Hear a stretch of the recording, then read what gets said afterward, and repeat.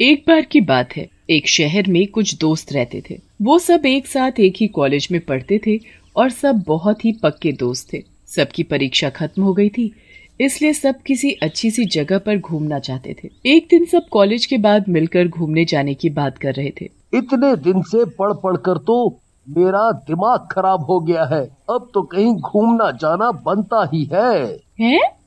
राहुल, तुमने बिल्कुल सही कहा, लेकिन मुझे तो नानी के घर जाना है। बेकार की बात मत करो रेनू। हमने पहले तुम्हें बोल ही दिया था कि परीक्षा के बाद हम सब घूमने चलेंगे, इसलिए अब कोई बहाना नहीं। इसे तो मैं समझा दूंगी, पर अब पहले ये तो बताओ कि हम जा कहाँ रहे हैं। ये तो अभी मैंने सोचा ही नहीं, पर कोई शांति वाली जगह ही जाएंगे, यहाँ के शोर शराबे से दूर। अरे तो तुम लोग मेरे साथ मेरे गांव ही क्यों नहीं चलते? मेरी नानी के घर, उनका बहुत बड़ा घर है और मेरा गांव यहाँ शहर से बहुत दूर बड़ी ही सुंदर जगह पर है। तुम्हें मेरा गांव जरूर पसंद आएगा। ये इतना बोल रही है तो वहीं चलते हैं।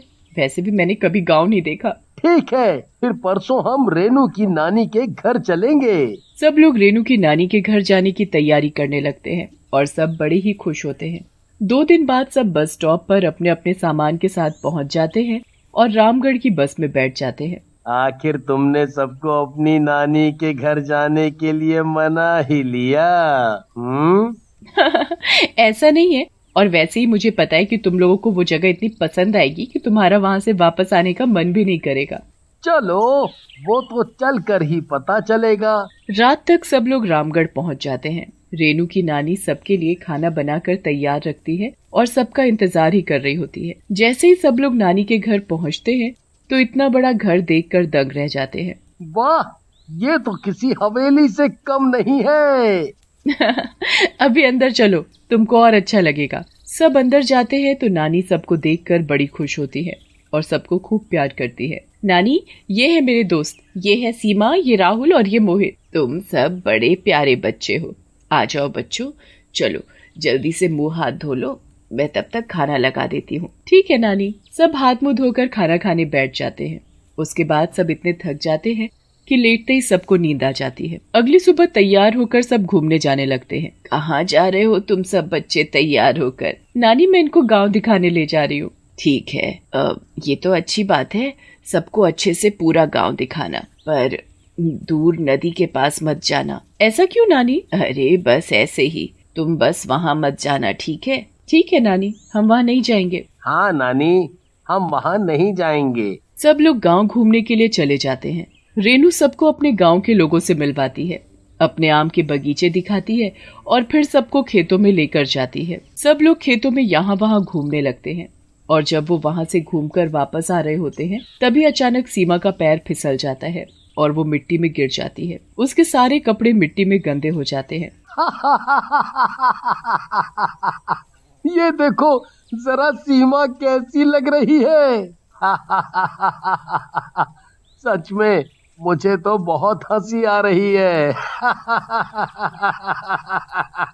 तुम लोग उसका मजाक मत उड़ाओ, मैं अभी तुम्हारे कपड़े धुलवा देती हूँ सीमा, पर यहाँ तो पानी दिख ही नहीं रहा। वो देखो, वहाँ कोई नदी है, शायद वहाँ चलते हैं। वहाँ तुम अपने कपड़े साफ कर लेना। पर नानी ने नदी के पास जाने को मना किया था ना। ओहो रेनू, वो तो इसलिए किया होगा ताकि हम वहाँ जाकर मस्ती ना करें, और ये नदी भी गहरी लग रही है, इसीलिए शायद मना भी किया होगा। पर कुछ नहीं रेनू, अब चलो जल्दी, वैसे भी बहुत गर्मी लग रही है, हम नदी में थोड़ा स्विमिंग भी कर लेंगे। रेनू सबको मना करती है पर कोई उसकी बात नहीं सुनता। सब नदी के पास पहुंच जाते हैं। सीमा वहीं किनारे पर बैठकर अपने कपड़े पानी से साफ करने लगती है। राहुल तो नदी का इतना साफ पानी देखकर बस उसमें कूद ही पड़ता है। अरे वाह, यहाँ कितना मजा आ रहा है दोस्तों, तुम लोग भी आ जाओ। नहीं नहीं, हमें नहीं आना, तुम ही मजे करो। राहुल तैरता तैरता थोड़ा आगे निकल जाता है और तभी उसके पीछे से एक चुड़ैल पानी से बाहर निकल आती है। जैसे ही सीमा की नजर उस चुड़ैल पर पड़ती है वो जोर से चिल्लाती है, चुड़ैल चुड़ैल, वो देखो राहुल के पीछे चुड़ैल है, राहुल जल्दी पानी से बाहर आओ। राहुल पीछे मुड़कर देखता है तो चुड़ैल उसके बिल्कुल पीछे खड़ी होती है। उसे देखकर तो राहुल के हाथ पांव फूल जाते हैं। वो भागने की कोशिश करता है पर चुड़ैल उसे पकड़ लेती है। अब कहाँ जाएगा मुझसे बचकर? अब तो तुझे मैं अपने साथ लेकर जाऊंगी। बड़े दिन बाद मुझे कोई शिकार मिला है। छोड़ दो उसको, छोड़ दो। तुम ऐसा क्यों कर रही हो? हमें जाने दो यहाँ से, प्लीज छोड़ दो उसे। मैं हिल भी नहीं पा रहा हूँ मोहित, प्लीज मुझे बचा लो, ये चुड़ैल मुझे मार डालेगी, मुझे बचा लो। मोहित राहुल को बचाने के लिए पानी में कूद जाता है। वो जल्दी से तैरता हुआ राहुल तक पहुँचता है, पर इतने में चुड़ैल राहुल को लेकर पानी के अंदर डूब जाती है। मोहित राहुल को इधर उधर ढूंढने की खूब कोशिश करता है, पर राहुल का कोई नामो निशान नहीं मिलता। वो हार कर पानी से बाहर आ जाता है। सब लोग बड़े ही परेशान हो जाते हैं। शायद इसीलिए नानी ने हमें नदी के पास आने को मना किया था। काश हमने उनकी बात मानी होती तो ये सब ना होता। अब ये सब बातें सोचने का टाइम नहीं है। हमें जल्दी से नानी के पास जाना होगा, वही हमें सब सच बताएंगी। हाँ, जल्दी नानी के पास चलो। सब लोग जल्दी से घर पहुँचते हैं। सबके चेहरे का रंग उड़ा होता है। नानी सबकी ऐसी हालत देखकर ही घबरा जाती है। क्या हुआ बच्चों, तुम लोगों ने ये क्या हालत बना रखी है? और मोहित, तुम भीग कैसे गए? और वो राहुल कहाँ है? नानी, नानी वो राहुल। क्या हुआ राहुल को? जल्दी बताओ, मुझे घबराहट हो रही है। वो राहुल नदी में तैर रहा था और उसे एक चुड़ैल पानी के अंदर ले गई। हे भगवान, ये क्या कर दिया तुम लोगों ने? मैंने मना किया था ना कि नदी के पास मत जाना, तो तुम लोग वहाँ क्यों गए? तुम शहर के बच्चे, मैं क्या करूँ अब? वो चुड़ैल कितनी खतरनाक है, मालूम भी है तुम्हें? मतलब आप उस चुड़ैल के बारे में जानती हो नानी? मैं क्या, पूरा गांव उस चुड़ैल के बारे में जानता है। वो चुड़ैल उसी नदी में जादुई पेड़ों के बीच रहती है। वो पेड़ लोगों का खून चूस कर जिंदा रहते हैं, जिसके लिए ही वो चुड़ैल गांव के लोगों को पकड़ कर ले जाती है। उन लोगों को बचाने का कुछ तो रास्ता होगा नानी। रास्ता तो है, पर बड़ा ही मुश्किल, जो आज तक कोई नहीं कर पाया, क्योंकि कोई अपनी जान खतरे में नहीं डालना चाहता। मैं करूँगा नानी, आप मुझे बताओ कि क्या करना है। मैं अपने दोस्त को बचाने के लिए कुछ भी करूँगा।